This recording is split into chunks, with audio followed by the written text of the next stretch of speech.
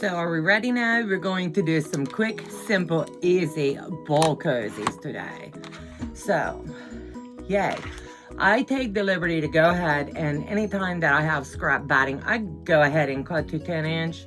That way it takes up less space and I'm able to stack it, grab it as I need it. So the first step that I choose to do is I also cut, if I'm doing it for someone else or whatever the case may be, I make sure that it is also cut to the 10-inch. And I'm gonna bring you down to the table, then I'll slide you to the machine. And you'll just hear me talking for just a minute. These are so simple. I have went ahead and put the names on these because they are going to be really cute Christmas presents for a customer. So I wanted to show you. It self-adheres. You can't go wrong with that. So I will do that and set that one aside. And what I like to do is the one that I wrote on, just so I don't have any confusion, is I like to use it for the batting side. I do not do the microwavable safe ones. So I always include a note that these don't use in the microwave. Use it for your bowl when you're done. That way there's no room at all for error. And yeah, I like to play it safe. So when I do mine, I do them in sets of 4. And if the family's larger, I'll do the extra. But for this particular order, it's a family of 4. So let me slide you over here. And all I'm going to do is sew straight along like this, flip it and do the same. Easy peasy, right? They like them lightweight, so it makes it a little bit simpler. So that's what I'm going to do. And I don't even have to mark because you can really eyeball these. And I'll do the same thing here. And I want the name in the corner of the bowl. I think it looks nicer. The ones I did for my family, I put it in the bottom of the bowl. It's just the way that I chose to do mine. And I really like the templates that I've chose to use because it's going to make it really simple because they're clear and I can see through them. And I'm cutting my head off, don't mind.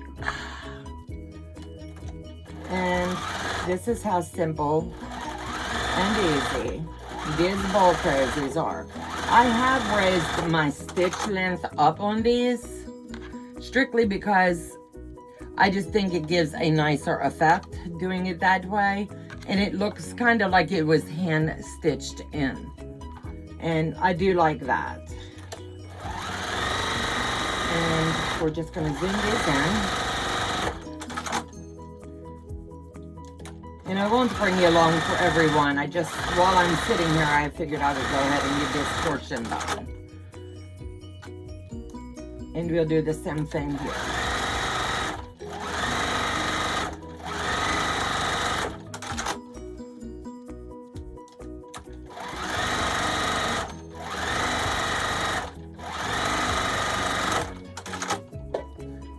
And see how simple and easy. It gives, I went with just my standard gray. And as you can see, I went next to the name. And when I lined all these up, it just made it simpler. This one I did have to come through, but as you can see, that does happen. And it's okay, it's not going to take away. So I'll be back in just a second. Okay, so I'm gonna slide you back down to the table now that I've got all of these set up and ready. But I wanted to show you the template that I used. It comes in 3 sizes, the ones for the plate, the ones for the bowls, and the ones for the ice cream cup. I predominantly do use this, and I make sure that I do have this centered. But if I'm doing something with someone's name on, I make sure that I keep it in the upper left-hand corner for my cutting purposes only. So with that being said, I have design here, but even on the back, I would be able to tell where I need to mark. So I'm laying it down and I'm going to bring you down just like this and show you the simple, easy step. Line it up, and all I'm going to do, because it's cut to the right size, is just mark where I'm taking these out. Just like that. And it saves a lot of marking and a lot of the extra work. So as I'm getting these prepped and ready to go, that's how I'm doing it. And I did reread the order for this. They did want them the heavy. So I went ahead and took a second and put the batting onto the back side of the bowls as well. So you're going to see me mark all 8 of these. And that's just the way it is. And make sure you're keeping your little X there at the center, because if you have to trim off the sides, that's okay. But you want this to be centered on your batting. And it's the easiest bowl cozy that I have found to make so far.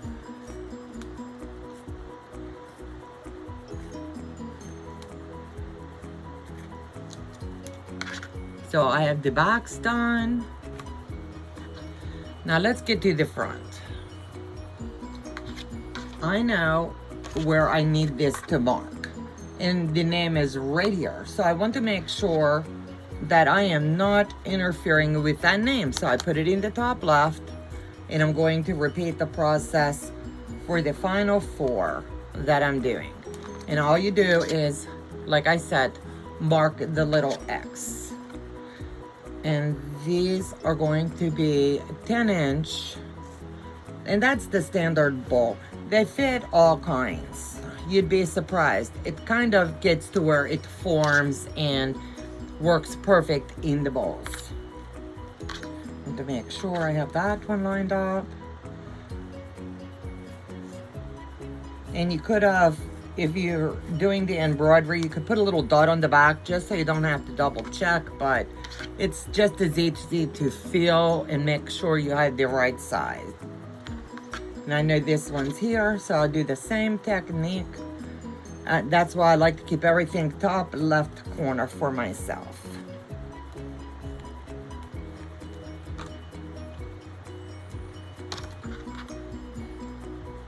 And I'll set that aside, I'll set the marker aside, and all you do now, and I'm not going to bore you with every step, is just cut out all of the green markings. And I'll be back in a second. Okay, so now that I've got them all trimmed out and restacked and ready to chain piece per se, I'll bring you back down to the table and show you where we're at. So I'll bring you all the way down that way. So I've cut out all the V's all the way around, all 4 sets. These are so easy and simple. Never let anything intimidate you. So all you're going to do is fold it in half, and you're going to do this for all of them and close these seams just like this.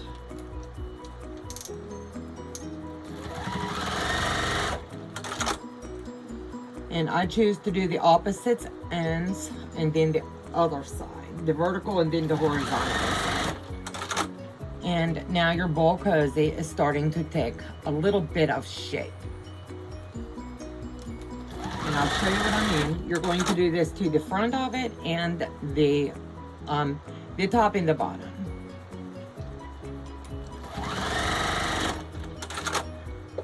And see how it's starting now to take the bowl shape. So I'll be back with you in just a second when we get ready to assemble.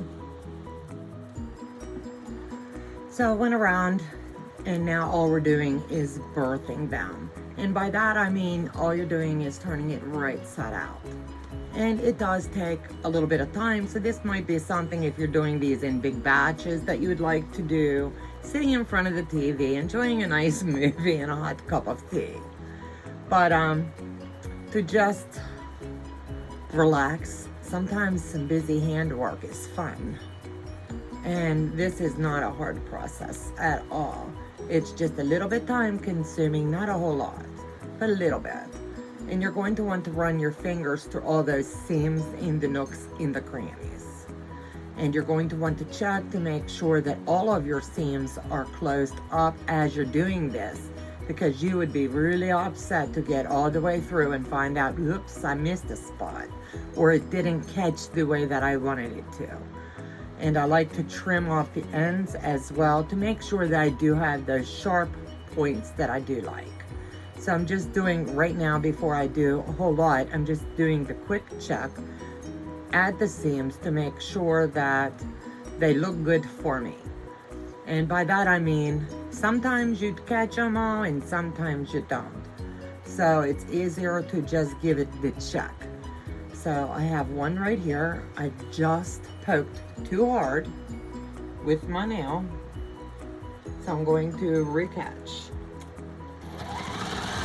And that does happen. So come back down and make sure that I caught it.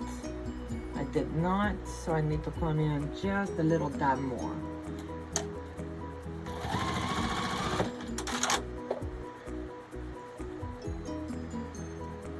Yes, it's there and caught. Make sure all of the seams look nice, and they do. So now all I'm doing is, you're going to need something sharp, something with a good point that you can poke up in these, but you don't want to poke through. I use this instead of a stylist for the Bowl Cozies because I just like the corners to come out and look nice. And I have trimmed the corners, and I should have showed you that, but I didn't.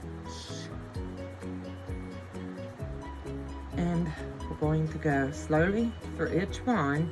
Anywhere that you could have a corner, you poke it. And these look so stinking cute when they're done. Now some people do go around that whole outside the perimeter and dress it up just a little bit. I always do the customer preference. Some do like it, some don't. So I give options when I'm doing mine. And I'm sure if you're doing these to sell, you would do the same thing. So now I'm just going to decide where the name is, and it's right here, and turn it all the way down in. And it's nice and tidy, nice and fluffy. So I'm going to sit for a second and just roll those seams down and make sure that I have them nice. And they all are.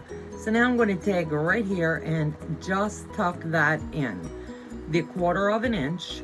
You can pin, because you do want these to line up, or you can just wing it. I'm not that wing it kind of girl. I have to make sure that it's going to look nice. So when I get to that corner, I will need to pivot. So I'm sticking a pin in there. And I don't want that fabric to shift or slide at all. So I'm just examining everything before, and I like the way it lays, and I think it's turning out quite nicely. So now I'm going to take a second, bring you over here, and we're going to come down to the machine and you'll get to see what I'm talking about. So I just lay it over on its stomach instead of trying to do it the other way. That way I'm sure I'm doing it the way that I feel it works best for me. I don't do a full 1/4 inch here. I just give it a little dress up to the edge and then come all the way around. I think it helps and it puts those points down. Leave your needle down when you get to the peak of it, and that will assist you there as well.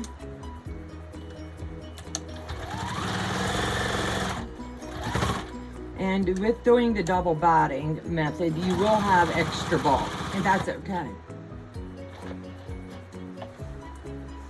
You have to choose the width of that top stitch that you want. I honestly stick at 1/8, and I think it does a nice job in closing everything up. I'm over here to where I have it pinned now, and that's where we birthed it.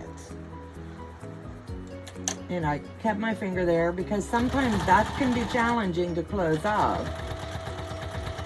So And then I make sure I back tack because we don't want anything to come apart, right? So now you're going to take the time and examine if you've got any strings, as I do here. You're going to want to just choppy and get it off. And voila. What do you think? Cute is a simple. Each one takes me about 10 maybe 15 minutes depending. I like the way that it lays. I always go like this when I'm packaging up, just to make sure that it lays very nicely. Now I could go back in and tack it here in the center, but it's a two-sided, so I'm not going to do that. But when you're personalizing them, make sure you keep it in the top left if that helps. And I hope you find this video useful and helpful in your sewing journey and your gift giving. Thanks for coming. See you in the next video.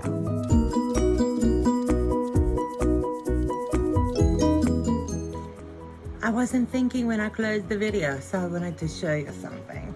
Don't forget to get those little snippets of threads. And then if you're doing them into the 4-packs like I am, let me show you a cute way to get them stacked up. I was like, oh, I forgot to show them that. Yeah, so it makes it kind of look like a big old flower. And I just think it looks so stinking cute when they're stacked in and put together. Now, is that not cute? Bowl Cozies gone wild. Thanks, guys.